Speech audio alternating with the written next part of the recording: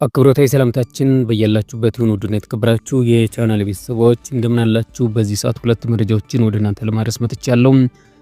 ቻናሉን ሰብስክራይብ፣ ቪዲዮ ላይክ እያደረጋችሁ መረጃዎችን እንድትከታተሉ በአክብሮት ጋብዛለሁ። ወደ መረጃዎቹ ሳልፍ ከፍተኛ ቁጥር ያለው የህወሓት ጦር በአራት አቅጣጫ ወደ ወልቃይት መጠጋቱ ሰምቷል።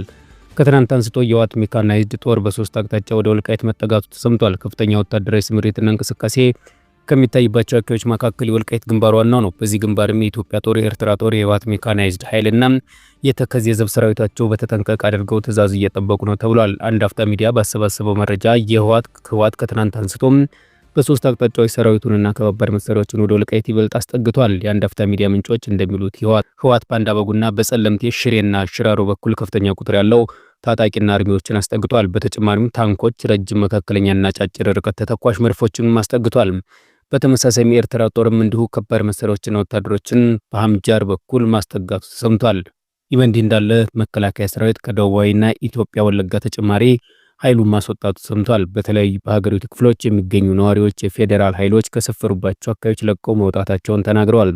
ይህም የኃይል ስምሪት ለውጥ በትግራይ ክልል እየታየ ካለው ውጥረት ጋር ተይዞ ወደ ሰሜኑ ሀገራት ክፍል እየተደረገ ያለ ዳግም ስምሪት ሳይሆን አይቀርም ተብሏል። በደቡብ ኢትዮጵያ ክልል ጋርዱላ ዞን ደራሽ ወረዳና በኦሮሚያ ክልል ቄለም ወለጋ አንፊሎ ወረዳ የሚገኙ ነዋሪዎች የኢትዮጵያ መከላከያ ሰራዊት የተወሰኑ አካባቢዎችን ለቆ መውጣቱን ተከትሎ የጸጥታ ክፍተት መፈጠሩን፣ ይህም ለግጭት መንስኤ የሆነ መምጣቱን ነዋሪዎች ዋቢ አድርጎም አዲስ ስታንዳርድ ዘግቧል። የኤፍፒ ጋዝ ዘጋቢዎችም በትግራይ አዋሳኝ አካባቢዎች ተመሳሳይ ወታደራዊ እንቅስቃሴና የጦርነት ስጋት መኖሩን አረጋግጠዋል።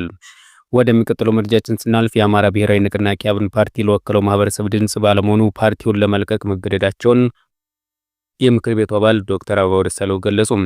የምክር ቤቱ አባል ዶክተር አበባው ደሳለው ባለፉት 5 ዓመታት ውስጥ በምክር ቤቱ የአማራ ብሔራዊ ንቅናቄ አብን ተወካይ በሚል ስም ቢጠሩም ወይ ቢወከሉም ሲንቀሳቀሱ የቆዩት የህዝብን ኃላፊነት ላለመክዳት እንጂ በፓርቲ እምነት እንደሌላቸው ከአዱ መድረክ ጋር በነበራቸው ቆይታ ተናግረዋል። ፓርቲው ካለፈው 6ኛ ጠቅላላ ምርጫ የተካሄደ በኋላ ለአማራ ህዝብ የሚደረገውን ትግል በፖሊሲ የተደገፈ አቋሙ ምን እንደሆነ በግልጽ ለአባላቱ እንደማያሳውቅ ተናግረዋል። ፓርቲው የአማራ ህዝብ የተለያዩ ችግሮችን ሲደርስበት በዝምታ ያልፋል ሲሉ የከሰሱት ዶክተር አበባው በዚህ ምክንያትም ራሳቸውን ማግለላቸውን ገልጸዋል። አማራጭ ፓርቲ በመቀየር ወደ ኢትዮጵያ ህዝባዊ አብዮታዊ ፓርቲ ኢህአፓን በመወከል በቀጣይ በግላቸው በ7ኛው ጠቅላላ ምርጫ ለመወዳደር ዝግጅት እያደረጉ መሆኑን ከአዱ መድረክ ጋር በነበራቸው ቆይታ ተናግረዋል።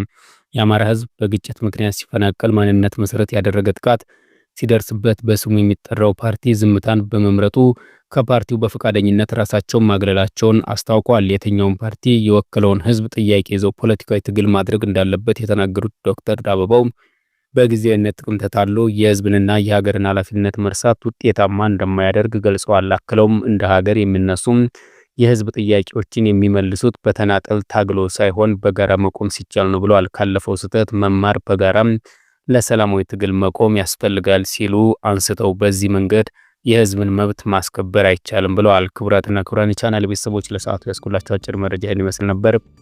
ከቆይታ በኋላ በሌላ መረጃ እስከምንገናኝ መልካም ጊዜ ይሁንላችሁ።